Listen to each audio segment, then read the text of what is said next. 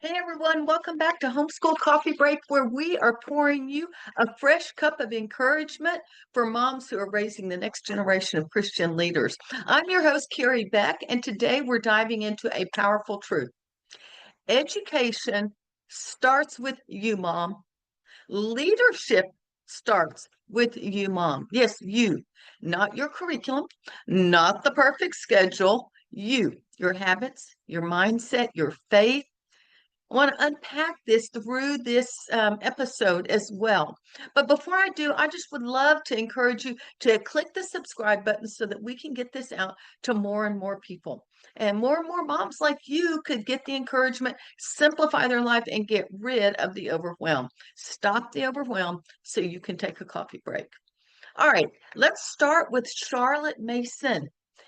She says there is no education but self-education.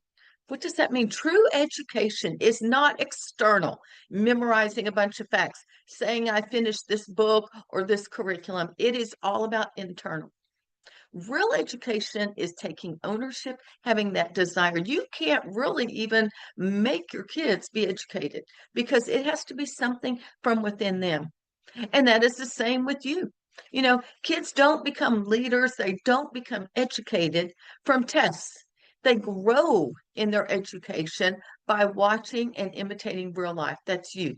They grow in ownership and leadership skills by watching you and imitating real life. So you cannot force education, but you can lead by example. And that's what it's all about. You need to lead by example. You need to take ownership of your own education, and then your kids will see what's going on. My kids never doubted that I love to read. Now, I will tell you, when they were little, maybe they did, because I'd fall asleep at night. I tried to read at night in bed, and I just fall asleep with the book on my chest. I was tired all the time. But as we got out of those little kid stages, I still read voraciously. I read all the time. And I'm watching especially my girls right now, because they've got kids at home. They are reading. They're actually reading instead of turning on that TV. That is a mod. They are modeling and mentoring a love for reading. Am thankful that all four of my grandkids, we don't know about Sloan. Sloan's only 4 months old, but all of them, even my grandson that goes 90 to nothing, he is all out. Boy, Gigi, will you read a book? Or if I walked in last week on Monday night, I was up there and he was sitting in his dad's lap, listening, just still as could be, listening to him read that book. There is something special building relationships, but also you are modeling and mentoring for your kids the importance of reading, the importance of learning, and that is really a basis for moving forward to be a good leader. Let me just say, when I say leadership, some people get confused and they're like, my kid's not going to be CEO or mayor or whatever. No, leadership is influence, nothing more, nothing less. And you are a leader to your family. You are influencing your kids, more than likely will grow up and have a family, and they will need to be able to lead and influence well. I do a class, and I did one recently, 4 Steps to Raising Christian Leaders. And this is really step 4. It is you, mom. You go first. And this is being published right before summertime. I don't know when you're listening to it, but this is being published right before summertime. It is a great time to take a step back and really work on your own education, growing yourself. So let's talk about a very simple growth routine for you. This is something I was able to do even when my kids were at home, even when they were little. Okay. I had a morning growth plan, you could say. And what did I do? I would say there's sort of 2 seasons, or maybe 3. We had a membership at a gym. When the kids were real little, I would go to aerobics class. That was sort of a different thing. And before that, I would be here at home and read my Bible and pray and read books. But then it got to the point where when we were homeschooling, I didn't have time for that. So I would go up there and work on the treadmill. And while I was on the treadmill, I could read books. I read John Taylor Gatto's book, The Underground History of American Education. Oh my goodness, was I educated. I learned so much about where American education come from. That's a whole different story. But I would multitask in that way. The kids got older, I would go for walks because we didn't have that gym membership.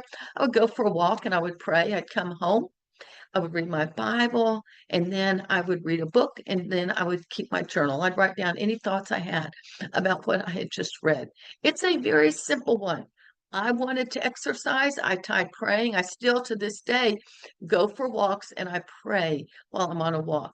I read my Bible either before or after. It just sort of depends on the season. And then I read books at all different times now because the kids are gone. But when they were there, it had to be in the morning because if I didn't do it then, it probably wasn't going to get done. Super simple. And it doesn't necessarily take a lot of time. You know, it is better if you could just read 2 or 3 pages of a book a day regularly than trying to cram in 2 hours on a Saturday. So I told you I journal my thoughts. This is my reading journal. If you're watching on the video from this one, let's see, 2007. We were reading Silas Marner, I think. You can see it. It's nothing big. It's just a little bitty thing. And so I would just try to write a page or so. Sometimes it was paragraphs. Sometimes it was just bullet points of things that I was thinking about after I had read whatever that book is. It's nothing fancy, just reflections, notes, and sometimes just 1 or 2 sentences just to get it out of my head and onto paper because it will stick with me more then. So this is not about being academic. It is about growth and habit and modeling and mentoring for your kids. So start small and then be consistent. Again, summer is a great time. If you are listening to this when it first comes out, great time. Even year-round schoolers usually slow down a little bit in the summer as well. So it becomes self-education first, a growth plan, a simple growth plan, just like I told you that I do. Model it before you teach it. You need to work on a growth plan before you ever go teaching this to your kids, because this is what we did with our kids. I will tell you the 3-step plan. We would choose a classic book and read it every single day, and then write 1 page in my journal every single day, and journal about it, and then share it with one person during the week. Or maybe you want to share it with your family. Now, we took this a little step further. Once I understood what I was doing, then I started to teach my kids, and then it became a habit. We would read, they would read every day, they would write once a day, and then once a week we would have a discussion about whatever the book is. But I think this is just such a simple way to be able to educate yourself about anything. It could be a novel, like I love Jane Eyre. I like romance novels. I'm reading a mystery right now, and but it could be a nonfiction too. There's a book that I was sharing with our boot camp yesterday, and it was How to Forgive When You Don't Really Feel Like It. There's another, and you could keep notes about that. There's one called The Well-Watered Garden that it was so impactful on me that I seriously, when I was finished, I should have done it throughout the time, but I just went through, I went back to the book and wrote down notes in my journal so I would remember what it was all about. So you want to practice this yourself before you teach your kids. This is a great way to develop critical thinking skills and decision-making skills with your children, but you need to understand the process. How does it work? Normally, I would encourage you, read one book, a classic. It can be a kid's classic. In fact, a few years ago, some moms and we read Anne of Green Gables.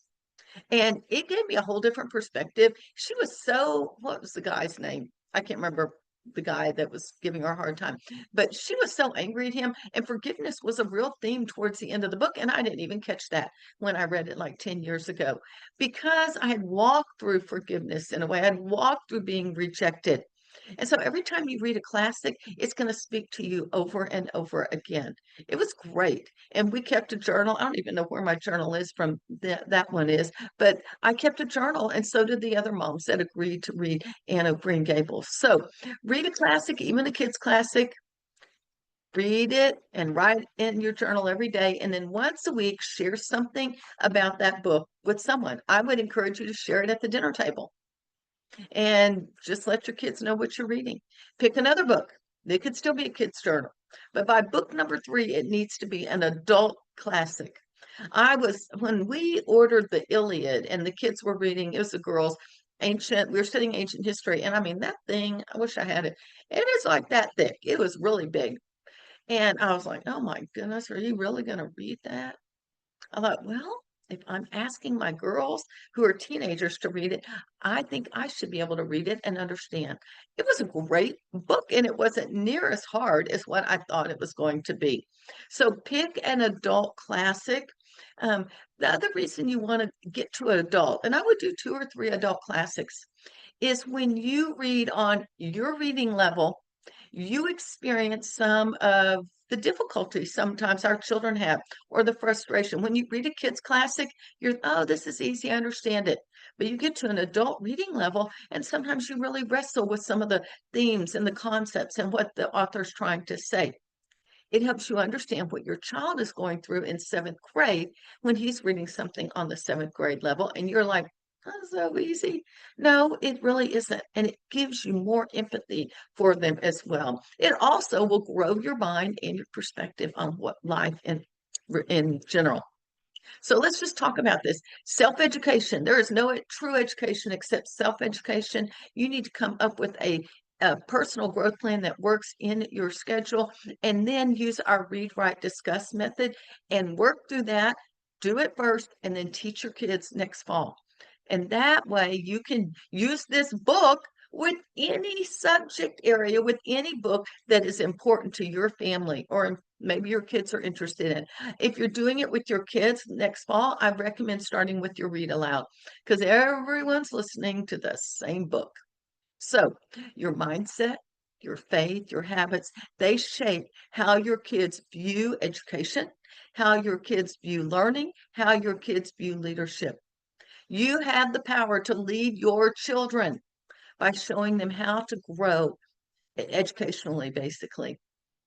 Just remember, leadership starts with you, Mom, not because you're perfect, but because you're present and growing. Now, I do have 2 things I want to invite you to next week. Well, when you're listening to this, it'll just be in a couple days. I am having an open house, and it costs $10. But guess what? I've got a coupon code, and you can save $10 and come for free. The class is one-time class from overwhelmed mom to confident mentor. It goes right along with some of these ideas of how do we educate ourselves from overwhelmed mom to confident mentor. We're going to talk a lot about leadership education and how that will give you confidence. It will simplify your homeschool. It will set you and your kids free from the school system expectations, from your own expectations, set you free from comparing to everyone else. So all you need to do is use coupon code CONFIDENT10 and it will reduce your cost to 0. If you don't have the code, then it's $10 to come. The other thing is I still have a replay up. It will only be available for a few more days. 4 steps to raising Christian leaders in your homeschool. And I will put a link in the show notes for that so that you can go and watch that replay because it is only available this week. I know I don't normally put timely things on my podcast, but that's what we're doing. Hey, thanks for spending time with me. I am Kerry Beck with Homeschool Coffee Break. We'll talk to you next time.